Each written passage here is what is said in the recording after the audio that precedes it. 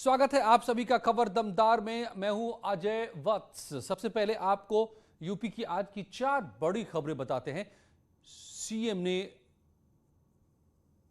आज जो सीएम योगी पहुंचे बलिया देवरिया कला के गांव पहुंचे और राहत और कार्यों की समीक्षा की। उन्होंने आज प्रभावितों को राहत सामग्री बांटी। इससे पहले उन्होंने गाजीपुर के बाढ़ग्रस्त इलाकों का हवाई सर्वेक्षण किया। गहमर गांव में बाढ़ प्रभावित 182 परिवारों में राहत सामग्री बांटी और इस दौरान सीएम योगी ने कहा कि प्रदेश में युद्ध स्तर पर राहत और बचाव का काम जारी है। प्रदेश के 24 जिलों के 600 गांव बाढ़ की चपेट में। तो आज सीएम योगी के गाजीपुर बलिया में बाढ़ का हालात का जायजा ही नहीं लिया बल्कि बाढ़ पीड़ितों तक पहुंचे और राहत सामग्री भी बांटी। 6 तस्वीरें उसी की। युद्ध स्तर पर कार्य चल रहे हैं। हर प्रभावित गांव में नाव या फिर एसडीआरएफ, एनडीआरएफ या पीएसी की फ्लड यूनिट को लगाने की कार्रवाई पूरी की जा चुकी है। युद्ध स्तर पर राहत कार्य चल रहे हैं। कुछ परिवारों को जहां पर जिनके घरों में पानी घुस चुका है उन्हें सुरक्षित राहत शिविरों में लाकर के उनके लिए उस प्रकार की राहत सामग्री के साथ साथ फूड पैकेट के वितरण की कार्रवाई भी संपन्न हो रही है। जिला प्रशासन को स्पष्ट निर्देश दिए गए हैं कि हर एक प्रभावित गांव के लिए एक नोडल अधिकारी की तैनाती जो पहले से है उसका और पुख्ता किए जाने की आवश्यकता है। गाजीपुर, बलिया, इन सभी जनपदों का जमीन से भी और हवाई सर्वेक्षण भी करते हुए राहत कार्यों की और बाढ़ से बचाव के लिए किए जा रहे कार्यों की समीक्षा की है, उसका निरीक्षण भी किया है। प्रशासन युद्ध स्तर पर राहत और बचाव के कार्यों के साथ जुटा हुआ है। सीएम योगी लगातार एक के बाद एक जिलों का दौरा कर रहे हैं और बाढ़ के हालातों का जायजा खुद ले रहे हैं। वहीं प्रयागराज में बाढ़ के हालात क्या हैं, आपको 1 मिनट की इस रिपोर्ट में दिखाते हैं। प्रयागराज में बाढ़ इन दिनों लोगों के लिए मुसीबत का सबब बनी हुई है। निचले इलाकों में बाढ़ का पानी लोगों के घरों में घुसा हुआ है। वहीं झूसी इलाके के बद्रा सुनौटी गांव का बाढ़ के कारण शहर से संपर्क पूरी तरह से टूट गया है। बद्रा सुनौटी गांव में आई बाढ़ से किसानों के खेतों में खड़ी फसल भी डूब गई है और गाँव का संपर्क शहर से कट गया है। आने जाने के लिए गाँव वालों के लिए अब नाव ही एक सहारा बची है। नाव चलाने वाले भी लापरवाही बरत रहे हैं। एक नाव में 50 से ज्यादा लोग सवार हैं। उस पर मोटर बाइक और साइकिलें भी लदी हुई हैं। लोगों के पास न लाइफ जैकेट है और न ही सीमित संख्या में लोगों को नाव पर बैठाया जा रहा है, जिससे कभी भी कोई बड़ा हादसा हो सकता है। बस यही नाव से पार होते हैं। 1-1 घंटा लाइन लगाना पड़ता है। जहाँ काम है वहाँ 1.5 घंटा 2 घंटे में पहुँचते हैं। आना जाना हमेशा का काम है, शाम सुबह। और यहाँ कभी कोई व्यवस्था नहीं होती।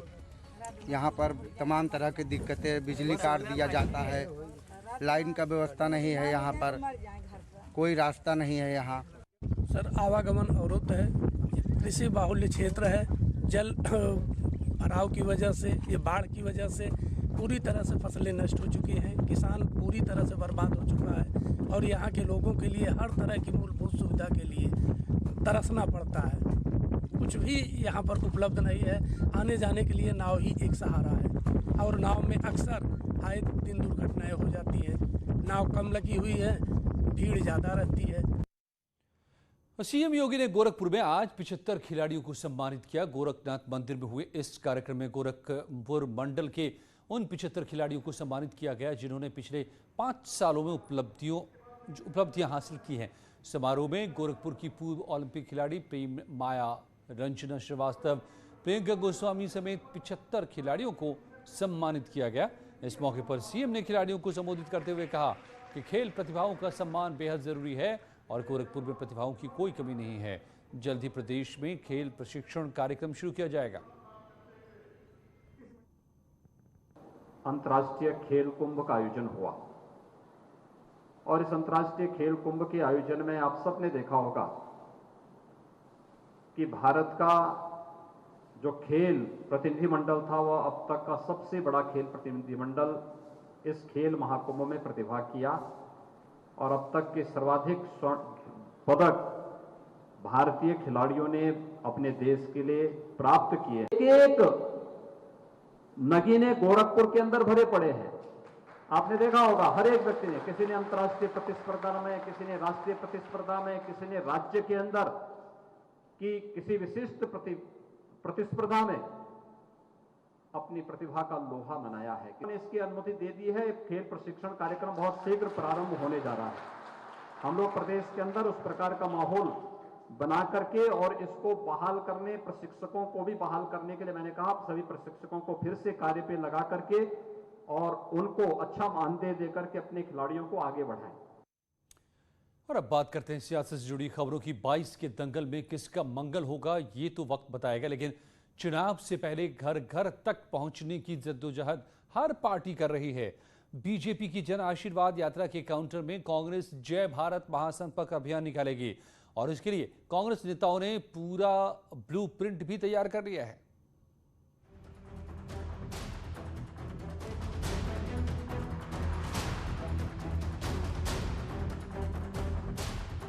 बीजेपी की आशीर्वाद यात्रा, बीएसपी का ब्राह्मण सम्मेलन, समाजवादी पार्टी का पिछड़ा सम्मेलन और अब कांग्रेस का महाजनसंपर्क अभियान। 2022 के फाइनल दंगल में उतरने से पहले हर पार्टी अपनी तैयारियों को परख लेना चाहती है। इसी कड़ी में कांग्रेस ने महासंपर्क अभियान का प्लान बनाया है। स्वतंत्रता दिवस के 75वें वर्षगांठ पर आदरणीय प्रियंका गांधी जी के निर्देश पर उत्तर प्रदेश कांग्रेस कमेटी के सभी नेता, सभी कार्यकर्ता 30,000 ग्राम सभाओं के और वार्डों के गांवों में निवास करेंगे 75 घंटे तक। 19 अगस्त से कांग्रेस जय भारत जनसंपर्क अभियान चलाएगी, जिसमें यूपी कांग्रेस के नेता 30,000 गांव में जाएंगे। कांग्रेस नेता 75 घंटे तक गांव में बिताएंगे। इस दौरान 90 लाख लोगों तक पहुंचने का प्लान है। पहले दिन किसान चौपाल लगाकर खेत खलियान और किसानों से संवाद स्थापित करेंगे। दूसरे दिन आदरणीय स्वर्गीय राजीव गांधी जी के जयंती समारोह को सद्भावना दिवस के रूप में वरिष्ठ नागरिक, स्वतंत्रता संग्राम सेनानी और स्वतंत्रता संग्राम सेनानी के परिवारों को सम्मानित करेंगे। यूपी की सत्ता से कांग्रेस 3 दशकों से बाहर है। सम्मेलनों और जनसंपर्क अभियानों का मकसद सिर्फ एक ही है, कुछ भी करके कैसे भी यूपी की सत्ता में वापसी हो जाए। हालांकि कांग्रेस के लिए यह आसान नहीं होगा।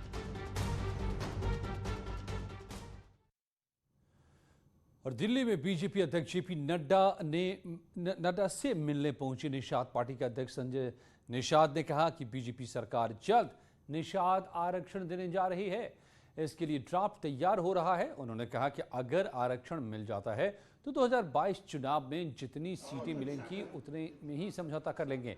उन्होंने कहा कि बीजेपी निषादों की हितैषी है। 70 साल तक दूसरे दलों की सरकारों ने निषादों को हक नहीं दिया था। 2022 में अभी चुनाव आखिरी से पहले हो जाएगा, क्योंकि हमें पूरा उम्मीद है कि भारतीय जनता पार्टी, हमारा जो मुद्दा है, हम तो डॉक्टर नहीं थे, पेशे से डॉक्टर थे और राजनीति नहीं करते थे, कुर्ता नहीं पहने थे।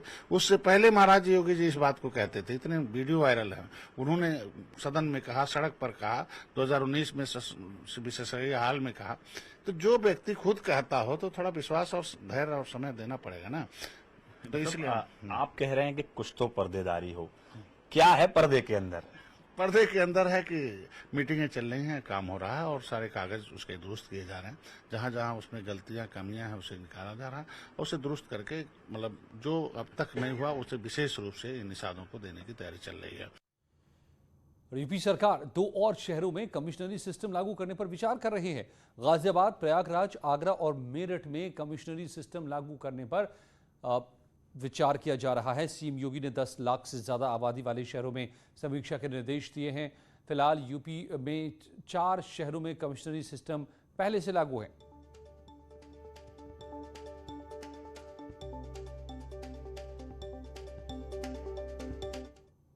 तो मैं ये समझता हूँ कि जो और चीज़ें हैं, जैसे इसमें चाहे वो आर्म्स लाइसेंसेज हैं, चाहे इंटरटेनमेंट के लाइसेंसेज हैं, चाहे बार लाइसेंसेज हैं, और इस तरह की जो तमाम चीज़ें हैं, ये जो पावर्स हैं, ये पावर्स भी पुलिस के पास आने चाहिए। इसलिए नहीं कि इनके आने से किसी तरह का उनका जो है उनके रुतबे में या जलवे में फ़र्क पड़े, लेकिन हमने इस बात को देखा है कि जो जनता है या जनप्रतिनिधि हैं वो जो प्रशासन के लोग हैं, जो डीएम है या एसडीएम साहबान है, एडीएम साहबान है, उनके प्रति उनकी उतनी नाराजगी नहीं रहती है जितनी लोगों की, जनता की पुलिस के प्रति रहती है।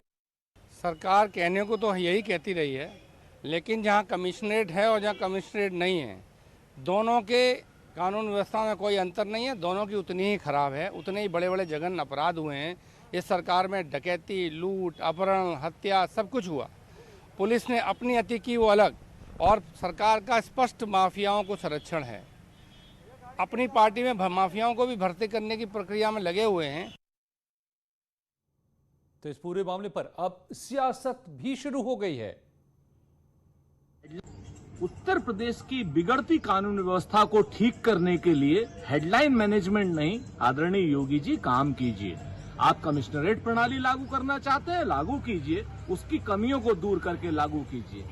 सच बात यह है कि पूरे उत्तर प्रदेश में पुलिस वाले या तो मारे जा रहे हैं, शहीद किए जा रहे हैं बदमाशों के द्वारा, और या फिर पुलिस वाले निरपराधों को मार रहे हैं। स्थिति स्थापित हो, इसके लिए उत्तर प्रदेश सरकार ने एक प्रयोग किया। पहले 2 जिलों में पुलिस कमिश्नरी लागू किया और उसके परिणाम ठीक आए, आशा के अनुरूप आए। इसके बाद उसको 4 जिलों तक बढ़ाया गया और निश्चित रूप से 4 जिलों की जो प्रगति रिपोर्ट है वो संतोषजनक है। इसके लिए सरकार ने फैसला किया है कि 4 और जिलों में इस सिस्टम को लागू किया जाए। तो कितने अपराधी काबू में आए? यूपी पुलिस कितना ज्यादा इफेक्टिव हो रही है कमिश्नरेट सिस्टम से, और कितने बदले हालात। आज महाबहस इसी पर है कि क्या पुलिस चला रही है ऑपरेशन लंगड़ा। जुड़िए मेरे साथ रात 8 बजे। और इस वक्त सूत्रों के हवाले से जो खबर है, ईडी माफिया मुख्तार अंसारी और अतीक अहमद की संपत्ति जब्त कर सकती है।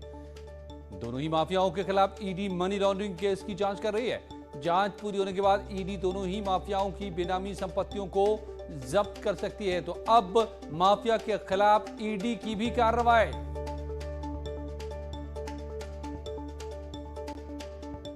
माफिया मुख्तार अंसारी और अतीक अहमद के खिलाफ ईडी की कार्रवाई में आई है तेजी। सूत्रों के मुताबिक ईडी जल्द ही मुख्तार अंसारी और अतीक अहमद की संपत्तियों को अटैच कर सकती है। ईडी के प्रयागराज यूनिट ने मुख्तार अंसारी और अतीक अहमद के खिलाफ मनी लॉन्ड्रिंग का मामला दर्ज कर रखा है, जिसकी जांच जारी है। सूत्र बताते हैं कि प्रशासन और इनकम टैक्स से ईडी इन दोनों आरोपियों की संपत्तियों की डिटेल मांग रही है और उसको खंगाला भी जा रहा है। हालांकि इन दोनों के खिलाफ ही पुलिस और प्रशासन ने गैंगस्टर एक्ट के प्रावधान 14(1) के तहत करोड़ों की संपत्तियों को जब्त भी किया हुआ है। कैमरामैन मनोज शाही के साथ ऋषभ त्रिपाठी, न्यूज़ 18, लखनऊ। तो क्या आखिरी तौर पर आर्थिक कमर अपराधियों की तोड़ने की यह कवायद ईडी के हवाले और ईडी जब्त करेगी? महाबहस रात 8 बजे। लौटते कुछ ही पलों में और दमदार खबरों के साथ।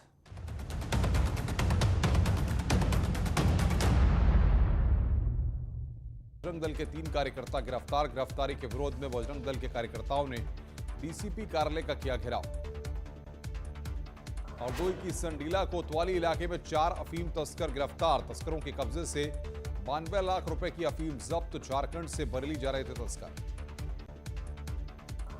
सहारनपुर में टीचर पर छात्रा को अपशब्द करने का आरोप। छात्रा की मां ने टीचर को जड़ा थप्पड़। स्कूल प्रबंधक से टीचर को स्कूल से निकालने की मांग। लखीमपुर खीरी में दबंग प्रधानपति की गिरफ्तारी के लिए गई पुलिस टीम से अभद्रता। पुलिस से हाथापाई कर आरोपी मौके से फरार। पुलिस ने दर्ज किया केस।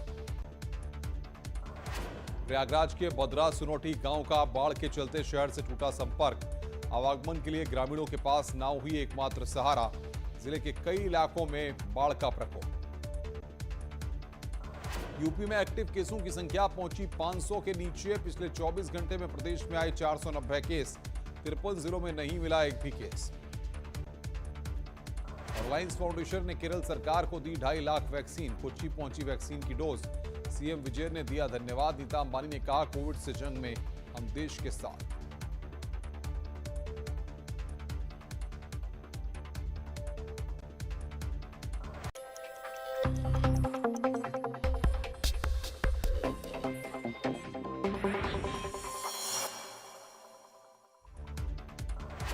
आजादी की 75वीं सालगिरह पर अमृत महोत्सव के तहत देश भर में फिट इंडिया फ्रीडम रन का आयोजन 2 अक्टूबर तक जन भागीदारी में जन आंदोलन थीम पर आयोजित होंगे अलग अलग कार्यक्रम। केंद्रीय खेल मंत्री अनुराग ठाकुर ने दिल्ली में किया फिट इंडिया फ्रीडम रन 2 के राष्ट्रव्यापी कार्यक्रम का शुभारंभ। दिल्ली के साथ देश भर में 9 अन्य जगहों पर हो रहा आयोजन। मॉनसून सत्र से पहले सीएम योगी ने 16 अगस्त को बुलाई सर्वदलीय बैठक। शांतिपूर्ण सदन के लिए सभी दलों से करेंगे बात। 17 से 24 अगस्त तक चलेगा यूपी विधानमंडल का मॉनसून सत्र। सीएम योगी आदित्यनाथ आज गाजीपुर और बलिया में बाढ़ग्रस्त इलाकों का लेंगे जायजा। बाढ़ पीड़ितों से मुलाकात करने के साथ राहत सामग्री का भी करेंगे वितरण। वाराणसी में कल नाव से बाढ़ का जायजा लेने के बाद सीएम ने प्रभावितों को बांटी राहत सामग्री। आज पार्टी के पदाधिकारियों के साथ करेंगे चर्चा। वाराणसी में कल सीएम योगी ने हॉकी खिलाड़ी ललित उपाध्याय से मुलाकात कर उन्हें सम्मानित किया। पुरुष हॉकी टीम ने जीता है bronze medal. Deputy CM Keshav Prasad Maurya का आज कौशांबी दौरा। बाढ़ग्रस्त क्षेत्र का करेंगे हवाई सर्वेक्षण। सिराथू में ऑक्सीजन प्लांट का करेंगे उद्घाटन। ओलंपिक पदक विजेताओं पर पैसों की बारिश। गोल्ड मेडलिस्ट नीरज चोपड़ा को 2 करोड़, सिल्वर मेडल वालों को 1.5 करोड़ और कांस्य पदक पाने वालों को 1 करोड़ रुपए देगी योगी सरकार। राज्यसभा में रिपोर्टिंग टेबल पर चढ़ने वाले कांग्रेस सांसद की धमकी। कहा जरूरत पड़ने पर 100 बार करूंगा ऐसा काम। सुबह 11:26 पर देखिए न्यूज 18 के मैनेजिंग एडिटर अमीश देवगन के साथ प्रताप सिंह बाजवा का एक्सक्लूसिव इंटरव्यू। यूपी की तर्ज पर उत्तराखंड में जनसंख्या नीति लागू करने की तैयारी में सरकार। हरीश रावत ने कहा चुनाव से पहले सांप्रदायिक रंग देने की कोशिश। मुजफ्फरनगर में एनकाउंटर के बाद 1 लाख का इनामी बदमाश गिरफ्तार। बदमाश पर हत्या, डकैती, लूट के 37 मुकदमे। बुड़ाना कोतवाली इलाके में हुई मुठभेड़। अमेठी में युवक का अपहरण कर भाग रहे बदमाशों से पुलिस की मुठभेड़। पुलिस की फायरिंग में एक बदमाश को लगी गोली। अपराध मैनेजर के बेटे को किया किडनैप, मांगी थी 20 लाख की फिरौती। हरदोई में मुठभेड़ के बाद 7 लुटेरे गिरफ्तार। 6 तमंचे के साथ कारतूस और 5 लाख कैश जब्त। शराब से लूट में शामिल थे दोनों बदमाश। बदमाशों के सरगना की तलाश जारी। बदायूं में चोरी के शक में दुकानदार पर 2 बदमाशों को बेल्टों से पीटने का आरोप। फरार दुकानदार की तलाश में जुटी पुलिस। प्रयागराज में 31 साल पुराने केस में बाहुबली अतीक अहमद पर आरोप तय। स्पेशल एमपी एमएलए कोर्ट ने तय किया आरोप। धूमनगंज में पुलिस वालों से बदसलूकी का है मामला। जल्द चालू होगा ट्रायल। लखनऊ में समाजवादी पार्टी ने कल नगर निगम मुख्यालय का किया घेराव। जमकर हुई धक्का मुक्की। बच्चे की मौत से नाराज थे सपाई। मैनपुरी के राठेरा गांव में एक मकान की छत गिरने से एक ही परिवार के 3 लोग घायल हो गए। घायलों को इलाज के लिए जिला अस्पताल में भर्ती कराया गया। एसडीएम ने अस्पताल पहुंचकर जाना घायलों का हाल। बदायूं पहुंची सुभाष चंद्र बोस की प्रपौत्री और अखिल भारतीय हिंदू महासभा के राष्ट्रीय अध्यक्ष राजश्री चौधरी ने डीएम को सौंपा ज्ञापन। नीलकंठ महादेव के मंदिर को पुराने स्वरूप में लाने की मांग। मंदिर तोड़कर मस्जिद बनाने का आरोप। कानपुर में जबरन धर्म परिवर्तन कराने का दबाव बनाने के आरोप में युवक की पिटाई। बजरंग दल के 3 कार्यकर्ता गिरफ्तार। गिरफ्तारी के विरोध में बजरंग दल के कार्यकर्ताओं ने डीसीपी कार्यालय का किया घेराव। हरदोई की संडीला कोतवाली इलाके में 4 अफीम तस्कर गिरफ्तार। तस्करों के कब्जे से 92 लाख रुपए की अफीम जब्त। झारखंड से बरेली जा रहे थे तस्कर। सहारनपुर में टीचर पर छात्रा को अपशब्द करने का आरोप। छात्रा की मां ने टीचर को जड़ा थप्पड़। स्कूल प्रबंधक से टीचर को स्कूल से निकालने की मांग। लखीमपुर खीरी में दबंग प्रधानपति की गिरफ्तारी के लिए गई पुलिस टीम से अभद्रता। पुलिस से हाथापाई कर आरोपी मौके से फरार। पुलिस ने दर्ज किया केस। प्रयागराज के बदरा सुनोटी गांव का बाढ़ के चलते शहर से टूटा संपर्क। आवागमन के लिए ग्रामीणों के पास नाव ही एकमात्र सहारा।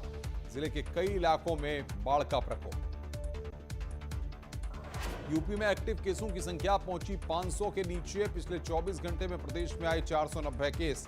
53 जिलों में नहीं मिला एक भी केस। रिलायंस फाउंडेशन ने केरल सरकार को दी 2.5 लाख वैक्सीन। कोच्चि पहुंची वैक्सीन की डोज। सीएम विजय ने दिया धन्यवाद। नीता अंबानी ने कहा कोविड से जंग में हम देश के साथ।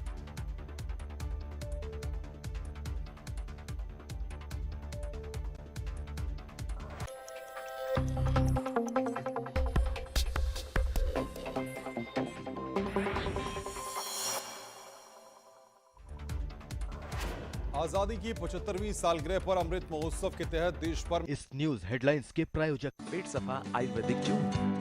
पेट सफा हर रोग दफा।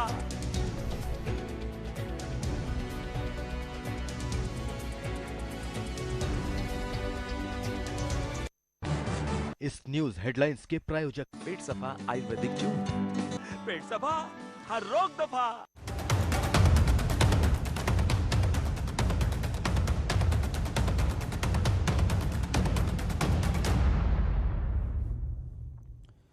नाग पंचमी के मौके पर रामलला को चांदी के झूले पर विराजमान किया गया है।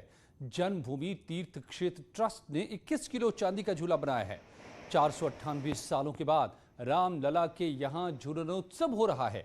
कोरोना के चलते इस साल ये महोत्सव सादगी के साथ मनाया जा रहा है, लेकिन मंदिर में भगवान को रक्षाबंधन तक झूला झुलाया जाएगा। साथ ही गीत भी सुनाए जाएंगे।